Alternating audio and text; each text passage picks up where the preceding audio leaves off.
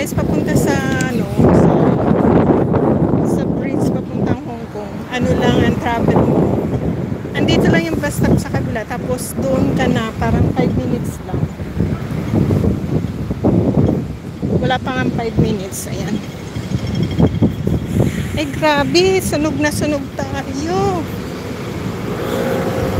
Sunog na sunog. Oh, super init. Ayan guys, dito makikita mo, ayan. Diyan ako. Yan, diyan ako. Hanggang 47th floor. Isa lang ang bibiling ko dito. Dito naman ako guys, magpapalamig. Ito malaki din siya guys. Ayan.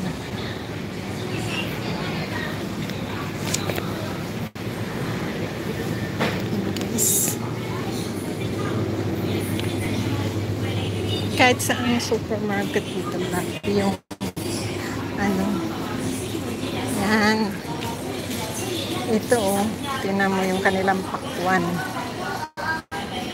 kiwi, melon, apple, yun, sarap yung apple na yun. 16.50 yung avocado nila, dalawa. Ayan, ano to, lychee yan. Ito hindi ko kilala, maasim yan eh. Peach niya oh. 4 na pirasong tatak. Yung strawberry nila guys, oh, mura lang. Isang pack. Thank you sa mga ano.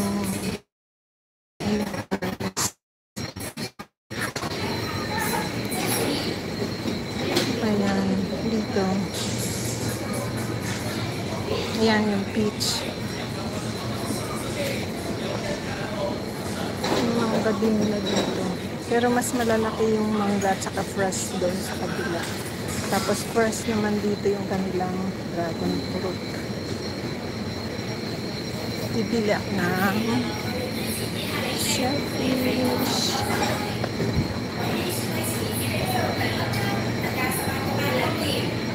Yung mga panlagay sa panlagay sa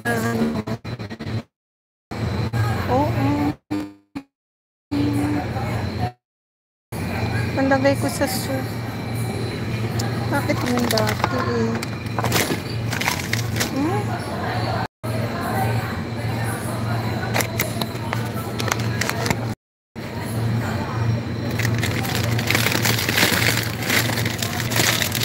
Ano? Ayan. Baka dun sa kabilang side. Wala talaga mga sausage nang nandito. Ayan. Ayan guys, oh, may tinda rin sila dito sa sinigang sa Sampalo. May mga tinda sila rin na ano, yung Philippine product. Guys. Bakit wala? Yun lang ang pinunta ko dito.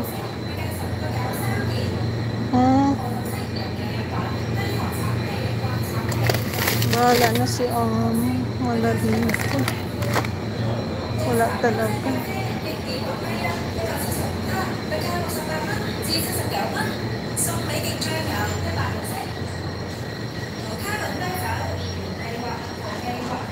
Dito may mga luto rin na ulam eh. Kaya lang ayaw ko ng lechon ng inchik, hindi naman lechon ng Pilipinas. Dito guys, ayan, nakasale din yung kanilang mga ano, tulip, lunch na ham, luncheon meat, maling. Hindi dito nakasale yung ano, dilata na binibili ko. At may ligo dito guys. Ayan guys, Philippine product. Ayan.